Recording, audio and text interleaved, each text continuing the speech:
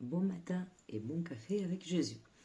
On est à notre volet 4 sur la réponse que j'ai donnée à la personne qui m'a envoyé le message sur YouTube.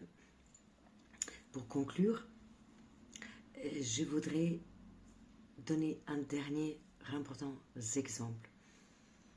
Dieu, Jésus, est venu sur terre pour tous, surtout pour ceux qui ont été mis aux marges de la société, pour ceux qui ont été oubliés par la société. Peut-être pour quelques riches, peut-être, mais c'est plus difficile qu'un riche rentre dans le royaume de Dieu qu'un chameau qui passe dans le trou d'une aiguille. Donc, pour revenir à nous, Jésus est venu, et là je vais vous amener des citations de manière que vous puissiez les retrouver vous-même dans la Bible. On trouve par exemple dans Marc 1, 40, 41, Jésus est venu pour les lépreux. Eux, ils étaient vraiment les marginalisés de la société parce que c'était une maladie terrible, c'était une maladie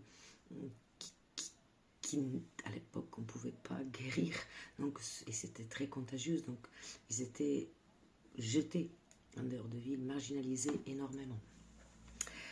Il est venu pour les aveugles, samaritains en plus. Alors les samaritains, on sait que c'était un peuple qui n'était pas bien aimé par les juifs. C'était un peuple qu'on regardait de loin. On ne voulait pas se mélanger avec les samaritains et en plus aveugles. Pour le peuple juif, les personnes qui naissaient avec un handicap, c'est que ça avait la malédiction de Dieu sur eux. Donc c'était des gens vraiment encore marginalisés et mis à l'écart de la société. Et on peut le lire dans Luc 17, 15 à 16.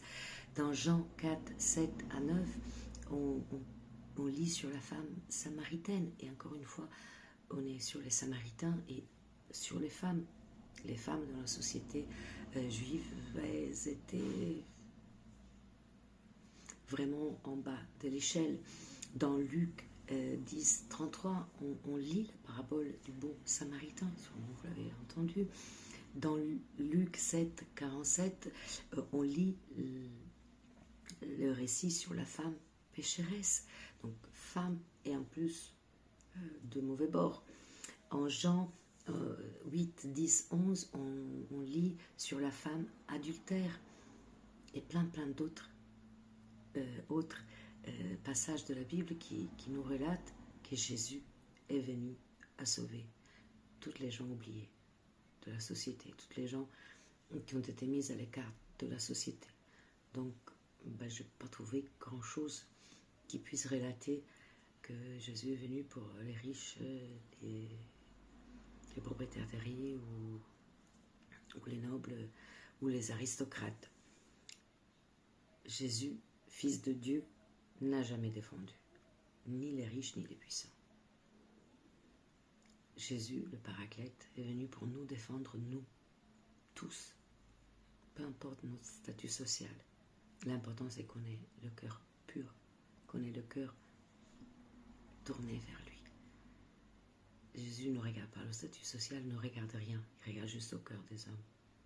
Il est venu pour pouvoir porter l'espoir, pour pouvoir nous amener à la rédemption, pour nous sauver tous.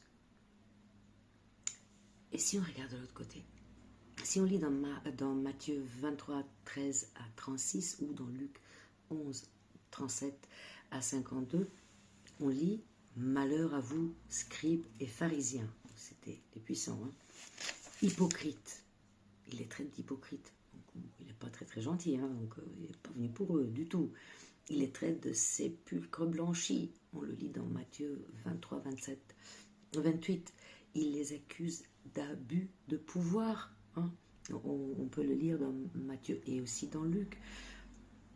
Et ils n'ont aucune reconnaissance pour les autres, mais ils veulent de la reconnaissance pour eux. Donc, il y a plusieurs passages, je ne vais pas vous les citer, j'aime bien citer les passages qui peuvent donner l'amour. Donc, Jésus, j'insiste, n'est pas venu pour nos statuts sociaux. Il est venu pour nos cœurs. Et Jésus va vers le cœur des hommes. Et quand le cœur est pur, il s'en fiche de combien il a à la banque, de quel métier il fait ou de quelle charge politique peut être nommée. Jésus regarde au cœur. Que vous soyez italien, français, allemand, canadien, québécois, que vous soyez africain, chinois ou n'importe quelle nationalité, que vous soyez riche ou pauvre, que vous soyez homme ou femme, que vous soyez vieux ou jeune, Jésus regarde au cœur de l'homme.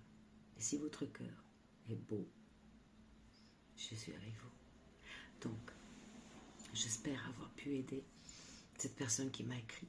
J'espère pouvoir aider tous ceux qui, comme cette personne, sont dans le désespoir, sont aussi sur la mauvaise voie des interprétations humaines. J'espère avoir pu vous aider, vous avoir donné, grâce à notre Seigneur, un petit brin d'espoir, de joie et de bonheur. Et puis s'il y a d'autres questions, je suis là. Si les 4 vidéos n'ont pas suffi, n'hésitez pas. Je serai heureuse de répondre comme je viens de faire. Parce que je réponds. Même si pas tout de suite, parce que cette personne m'a écrit il y a un petit mois. Mais dès que je vois le message, je réponds. Et je suis désolée d'avoir répondu avec un mois de retard. Je n'avais pas vu. Donc je fais mon mea culpa.